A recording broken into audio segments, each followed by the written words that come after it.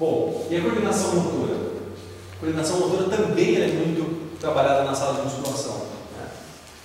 Por quê? Porque você começa a utilizar os músculos, começa a entender os músculos. Então agora nós vamos fazer um exercício para tal músculo. Você começa a saber onde fica aquele músculo, o que ele faz, como você faz para contrair aquele músculo, como você faz para relaxar aquele músculo. Então tudo isso é muito importante, né? Mas a pessoa tem que ir sinalizando, ó, agora eu estou trabalhando tal músculo, agora eu estou trabalhando tal músculo. Tocar no músculo, agora é esse músculo aqui que vai ser trabalhado, agora é esse músculo aqui que vai ser trabalhado, né? A pessoa vai ter consciência de que ela está trabalhando, né? Isso é extremamente importante. E aí você trabalha também a coordenação motora da seguinte forma: quando você aciona um músculo, você começa a ter a capacidade de usar aquele músculo. E aí você consegue, num movimento, coordenar melhor o movimento, sabendo que músculo que entra em que momento, né? Num ato, por exemplo, de pegar um objeto, subir um degrau mais alto, alguma coisa assim. Tá? Uma coisa interessante da musculação, com relação à coordenação motora, mas um pouquinho, não é tão simples para vocês se não no dia a dia, é como que funciona lá dentro do músculo, né? Então, não sei se o pessoal está acostumado a fazer atividade física, que está acostumado a fazer musculação, mas tem uma coisa interessante. Você começa a musculação, você vai lá na primeira semana, levanta meia dúzia de peso, e aí na semana que vem você vai pegar aquela meia dúzia de peso, está leve. Você sente que o peso está leve. O que aconteceu? Nossa, eu já ganhei massa muscular para levantar mais peso, o organismo já está todo adaptado para levantar mais peso. O que aconteceu exatamente? Olha só, um músculo, né? O mais normal dos músculos, né? Ele é assim, né? Tendão, músculo, tendão, né? Vamos pegar, fazer um corte assim e olhar lá dentro. Olhamos lá dentro do músculo por aqui, né? Então o que acontece lá dentro? A gente tem várias fibras lá dentro desse músculo. E agora, no meu dia a dia, para levantar de manhã, tomar café da manhã, vou trabalhar, né? Volto, sento na televisão, fico assistindo a televisão, durmo, acordo no dia seguinte e é essa a rotina que eu tenho. Vou no shopping de vez em quando, né? E essa é a minha rotina. Para fazer isso, eu preciso disso aqui, ó.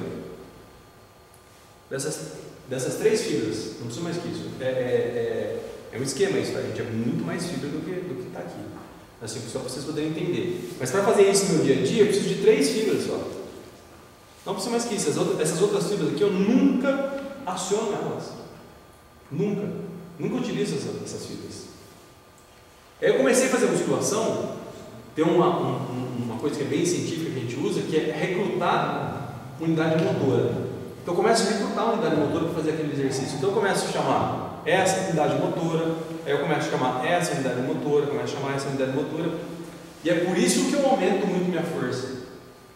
Não é porque eu já estou aumentando meu músculo, é porque eu estou utilizando melhor o músculo. Isso também é coordenação motora. É uma coordenação motora intramuscular, é uma coordenação motora lá dentro do músculo. E aí, à medida que eu vou fazendo musculação, eu vou levantando mais peso e vou fazendo outras atividades, eu vou recrutando mais unidades, né? Agora, essas unidades aqui, por exemplo, ó, elas não vão ser recrutadas nunca. Essas unidades motoras aqui, ó, elas não vão ser recrutadas. Você pode fazer a atividade física que você quiser, elas não vão ser recrutadas. Essas unidades motoras são recrutadas quando? Quando o filho está na boca do jacaré. Quando desce o carro em cima do seu filho, né? Na emergência você, né, vai fugir de um assalto, né? Aí ela se aciona. Essas fibras são as fibras de emergência. Inclusive, a flexibilidade é uma coisa muito importante, gente. É uma coisa que a gente não dá valor, né, no dia a dia, mas ela é extremamente importante. Pensando em qualidade de vida e pensando no nosso envelhecimento, se eu fosse levar duas coisas do meu envelhecimento, seria força e flexibilidade. Se você tem força e flexibilidade, você consegue fazer quase todas as suas tarefas do dia a dia, que envolve força e flexibilidade. Tá? É o que eu falei, o condicionamento físico aeróbico ele é importante, mas não é o que a gente vai ver no dia a dia. A pessoa fala assim, estou com dificuldade de correr no quarteirão. Não é essa a dificuldade que eu tenho. A dificuldade é de outras coisas, né, que envolve força e flexibilidade. E aí, com relação à flexibilidade, que eu falei lá no começo, não é qualquer alongamento, tem que fazer um alongamento específico. né? E uma coisa que a gente trabalha também é em cima da postura. Então a gente faz uma avaliação postural, entende a postura daquela pessoa e coloca os alongamentos voltados para a postura da pessoa, uma coisa bem específica. Lógico que tem alguns alongamentos que são gerais, servem para todo mundo, mas tem algumas coisas específicas que a pessoa precisa fazer. Uma das coisas que acontece bastante, né, até pela posição nossa de computador de trabalhar, é começar a ficar encurvado para frente. Às vezes a gente não percebe, mas a gente está ficando. Né? Então, programar alguns, aqui não se ajeita na cadeira, né? Programar alguns alongamentos, alguns exercícios específicos para isso, que é o que a gente chama de cadeia anterior, né? Uma cadeia que sai daqui, ó, e ela vai até a região aqui da bacia. Essa é a cadeia anterior e ela que puxa a gente para frente. Né? Uma coisa que eu ia falar lá no começo, que eu venho falando, o nosso organismo ele é extremamente econômico. Se eu não estou usando essa massa muscular, não preciso dessa massa muscular, não estou levantando mais peso, o que ele faz? Joga fora. Se eu não preciso de toda essa cadeia muscular, porque ele sempre fica assim, ó, ele jamais fica assim, eu vou começar a eliminar músculo e ele vai ficar encurtadinho. Se algum dia ele resolver fazer alongamento, ele volta de novo. Mas se ele parar de fazer alongamento e voltar àquela posição lá do computador, eu volto a ficar aqui de novo. O nosso organismo ele funciona dessa forma. Está usando, eu mantenho. Não está usando, joga fora. Então assim, tem alguns exercícios de alongamento, gente, que são problemáticos, né? Que causam problema, porque às vezes tem aquela imagem do alongamento, ele é inofensivo, não causa mal nenhum, e não é bem assim. Vou dar um exemplo bem clássico. Foi o nome mesmo? Gabriela. Ela faz educação física no colégio, né? Capaz do seu professor passar lá para você, então releva. Mas olha só, ou na yoga, né? Alguém faz yoga aqui? Então, tem um exercício que as pessoas, você já deve ter visto fazendo, e acontece muito quando a gente está assistindo um jogo da seleção brasileira de vôlei, né? Você vê no intervalo o pessoal fazendo esse tipo de alongamento. A pessoa coloca o pé aqui, né? Estou sentado, né? Então eu ajoelho aqui, ó, ponho o pé aqui e aí eu deito lá em cima da. Esse alongamento é terrível. Ah, mas eu fiz lá na educação física eu fazia. Eu também fazia. Né? Ele é terrível. Ele machuca o joelho, tá? Numa criança assim, né, em fase de crescimento ainda, o que acontece? Você começa já a bagunçar toda a postura do joelho, né? Você começa a causar uma torção no joelho, tá? Você causa alteração na posição do quadril e além de tudo, tenta perceber, faz em casa quando chegar hoje. Não tem como você deixar a lombar encaixada, você acaba fazendo assim na lombar.